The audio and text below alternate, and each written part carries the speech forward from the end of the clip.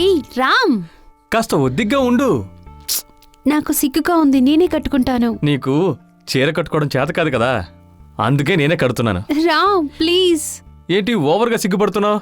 నేనేం చూడలేదు కదా, కొంచెం సైలెంట్ గా ఉంటావా? ఛీ పోరా ముసలాడా. చెవి నొప్పెడుతుంది, వదిలేయ్ ప్లీజ్. మాట్లాడకుండా సైలెంట్ గా ఉండాలి, సరేనా? అర్థమైంది.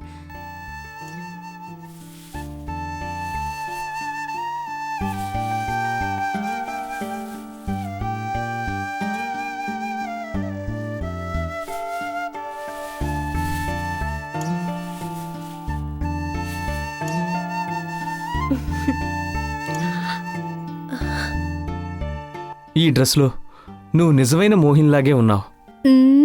నాకే ఇసి పెడుతున్నావా? ఈ డ్రెస్ లో నేను అంత అందంగా ఉన్నానా? నిజంగానే చెప్తున్నాను. నిన్ను ఇలా చూస్తుంటే స్వర్గం నుంచి దిగి వచ్చిన దేవకన్యలాగే ఉన్నావు. Really? Really.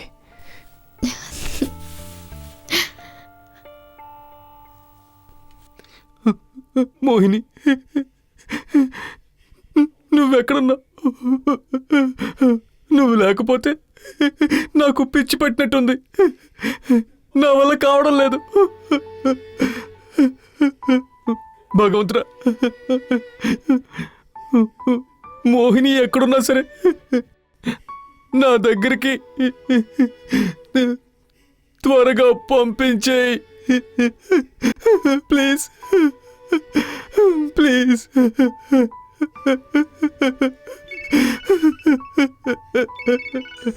Good evening mister Ram. ఎక్స్, ఇప్పుడే మీ గురించి అనుకున్నాను. మోహిని దొరికిందా? తను ఎక్కడుంది? Cool down, cool down. ఎందుకని ఇంత టెన్షన్ అవుతున్నావు? నా పరిస్థితి మీకు అర్థం కాదు సార్. మోహినిని చూడకుండా ఒక్క క్షణం కూడా ఉండలేను సార్. మోహిని మీద నీకున్న ప్రేమ నాకు బాగా అర్థమవుతోంది, కానీ నిజాన్ని మీరు ఫేస్ చేసే తీరాలి. మీరేమంటున్నారు? నాకేమీ అర్థం కావడం లేదు. కొంచెం వివరంగా చెప్తారా? మోహిని కేస్ చాలా కాంప్లికేటెడ్గా ఉంది. దీని గురించి విచారించినప్పుడు అన్నీ తలకిందులుగా మారుతున్నాయి. నా ఎక్స్పీరియన్స్లో ఈ విధంగా జరగడం ఇదే ఫస్ట్ టైం. ఒక డిటెక్టివ్గా నేను చెప్తున్నాను, మోహినిని ఒక సాధారణమైన మనిషిని నేను నమ్మలేకపోతున్నాను. ఇది అన్ని కేసుల కంటే ఎంతో కీలకమైన కేస్. ఇదంతా ఒక మాయాజాలంలా ఉంది. చాలా ఆపండి. నా మోహిని గురించి ఎందుకు ఇలా మాట్లాడుతున్నారు? తనెవరో మీకు తెలుసా? తను నా ప్రాణం. I see. నా మోహినికి జరగకూడదు ఏదైనా జరిగితే నేను ప్రాణాలతో ఉండలేను. చనిపోయినా మేమిద్దరం ఒక్కటిగానే ఉంటాం. మిస్టర్ రామ్, మీరు మామూలు మనిషిలా మాట్లాడకూడదు. చావు జీవితంలో దేవుడిచ్చిన గొప్ప వరం. దాని దారిలోనే వదిలేయాలి. నేనిప్పుడు నీతో మాట్లాడుతున్నది వేరే విషయం గురించి. ఈ కేసును విచారించిన తరువాత ఈ కేసులో మీ మోహిని లాంటి వాళ్లను నేను చాలా మందిని కలిశాను. వాళ్లను విచారించగా వాళ్లలో ఒక్కరు కూడా మీ మోహిని లాంటి వాళ్ళు లేరు.